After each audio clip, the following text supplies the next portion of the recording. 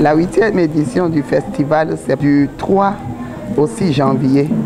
Et le jour officiel où le symposium aura lieu, c'est le 4 janvier. C'est officiel. La date de la 8e édition du festival du Djogwemi Tonaye est dévoilée. Cette fois-ci, les panélistes seront plus nombreux et sur le plan international aussi. Quand nous voyons les réalités traditionnelles devant la modernité que nous vivons aujourd'hui, quel avenir, comment la femme africaine peut faire pour s'en sortir, comment elle peut trouver le juste milieu des réalités de sa vie, des défis qu'elle fait face aujourd'hui. Et c'est pour cela que nous avons invité des femmes traditionnalistes, mais également des scientifiques. Dans le palais de la Reine-Mère à Ayou, dans la commune d'Alada, Son Altesse Nae Kodjito Animaso de Kondo Dotodegla et son équipe s'activent déjà dans les préparatifs de ce festival,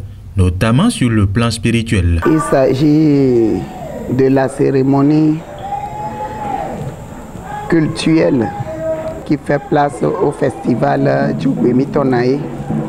Avant la célébration culturelle et moderne, nous passons par des étapes spirituelles qui nous permettent de faire la mise en place et de pouvoir donner l'occasion à tous les participants du festival de bénéficier également des énergies positives pour la concrétisation des objectifs que le festival vise. En 8 années de préparation et d'organisation, le festival Djogwemi Tonaye a déjà convaincu plus d'un de par les différents thèmes développés et la qualité des personnalités religieuses ou politiques qui y sont invitées. Je vais en profiter pour faire un coucou spécial à notre vice-présidente de la République, Madame Zime Yerima Talata, qui la dernière fois à Niki, avec la Nyonkoki à la Ghani,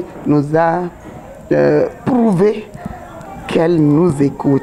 Ça veut dire que le festival Djogwemi Tonaye est en train d'être comprise. Chaque personnalité essaye de trouver le juste milieu. Et c'est l'objectif que nous visons. Ressortir le féminin sacré caché en la femme pour permettre à la femme de se découvrir à elle-même et mieux s'affirmer dans la société. C'est tout l'intérêt de ce festival. Nos doléances seront de demander aux autorités qui nous accompagnent depuis 8 ans et ceux qui n'ont pas encore pu faire quelque chose de bien vouloir nous aider à continuer la mission, car c'est une mission noble. Quand la femme vit mieux, c'est que la paix règne.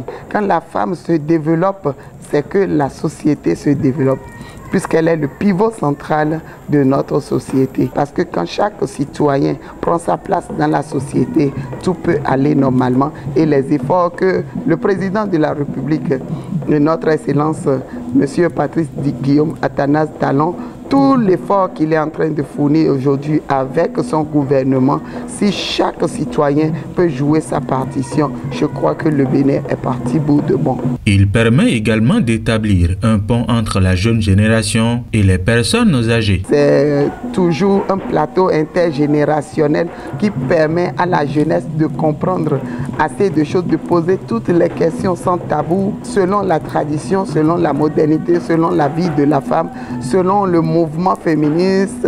Depuis lors, ça nous permet de gagner beaucoup d'Amazones, de former beaucoup d'Amazones, beaucoup de femmes dignes de son nom, de femmes intègres pour les générations à suivre. Le rendez-vous à la jeunesse et aux anciens, aux vétérans, c'est encore le 3 au 6 janvier 2025. En effet, l'ascension sociale, spirituelle, politique et économique de la femme préoccupe énormément la reine-mère Nae Kodjito Animaso de Kondo Dotodegla, qui sollicite tout le monde à s'approprier de cette vision pour le bonheur de la gente féminine au Bénin et dans le monde entier.